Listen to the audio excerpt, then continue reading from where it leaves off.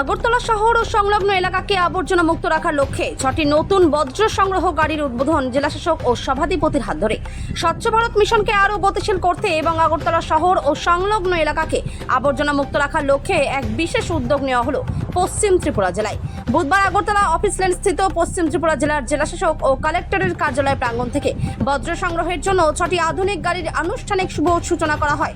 আগরতলা শহর ও সংলগ্ন এলাকায় পরিচ্ছন্নতা বজায় রাখা এবং বজ্র ব্যবস্থাপনাকে আরও সুদৃঢ় করাই এই কর্মসূচির মূল উদ্দেশ্য।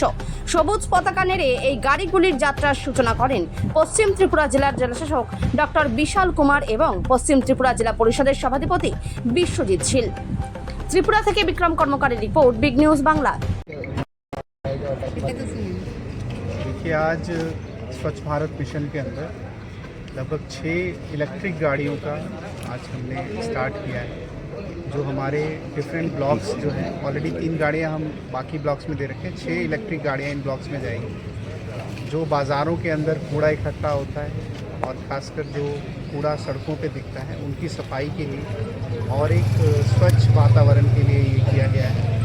माननीय सुप्रीम कोर्ट के आदेश पे अब सभी बाज़ारों में, सभी गलियों में अब ये सफाई की जाएगी और सॉलिड वेस्ट, जो कूड़ा कचरा जो इकट्ठा होता है, उसका नियमपूर्ण और प्लानिंग तरीके से इसका निपटारण किया जाएगा।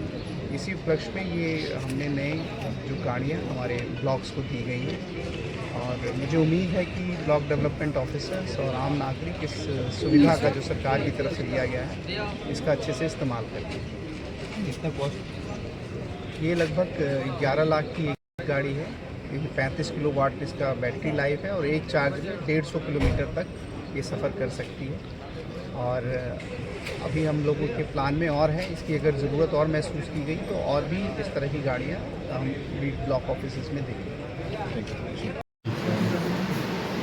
আপনারা জানেন আমাদের দেশে যশস্বী প্রধানমন্ত্রী উনি স্বচ্ছ ভারতের ডাক দিয়েছেন। সে অনুসারে সারা ভারতবর্ষের মধ্যেই স্বচ্ছ ভারত অভিযান সংগঠিত হচ্ছে। আমাদের রাজ্যের মাননীয় মুখ্যমন্ত্রী প্রফেসর ডক্টর মানিক শাহ আমাদের এই ত্রিপুরা রাজ্যকে স্বচ্ছ করার জন্য উনিও আহ্বান জানিয়েছেন এবং আমরা প্রতিনিয়ত সেখানে স্বচ্ছ ভারত অভিযানে অংশগ্রহণ করি এবং আমাদের এই রাজ্যকে স্বচ্ছ রাখার জন্য আমরা চেষ্টা করি।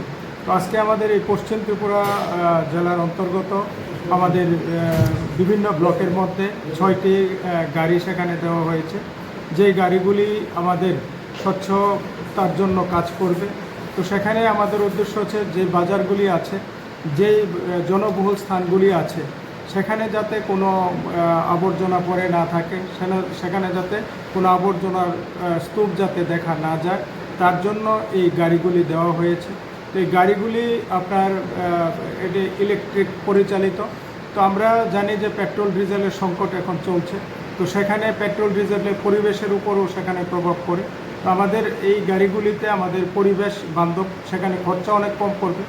1-1.5 হাজার টাকা মাসে খরচা যাবে, কিন্তু প্রত্যেক দিন গাড়িগুলি প্রায় 150 কিলোমিটারের মতো সেই গাড়িগুলি চলতে পারবে। তো আমরা একদিকে তাদের যে টাকা সেটাও কম লাগবে, জ্বালানি বাবদ জ্বালানিও সাশ্রয় হবে এবং আমাদের এই যে ব্লক এলাকাগুলি, ব্লক এলাকার বাজার বলুন, স্কুল বলুন, সেইগুলি আমাদের যে স্বচ্ছতা বজায় থাকবে। তো আমার বিশ্বাস আমাদের এই গাড়িগুলির দেওয়ার ফলে সেখানে আমাদের স্বচ্ছ ভারতের যে কর্মসূচি চলছে এবং আমাদের এই ত্রিপুরা রাজ্যে যে স্বচ্ছ ত্রিপুরার জন্য যে কার্যক্রম চলছে, সেটা আরও ত্বরান্বিত হবে এবং আমাদের এই পশ্চিম ত্রিপুরা জেলা একটা স্বচ্ছ জেলা হিসাবে পরিণত হবে। এটা আমাদের এই গাড়িগুলির মাধ্যমে প্রয়োজনে আরও গাড়ি সেখানে দেওয়া হবে, যাতে ব্লকগুলির চাহিদা অনুসারে যদি তাদের আরও গাড়ির প্রয়োজন হয়, সেখানে আরও গাড়ি দেওয়ার ব্যবস্থাও আছে।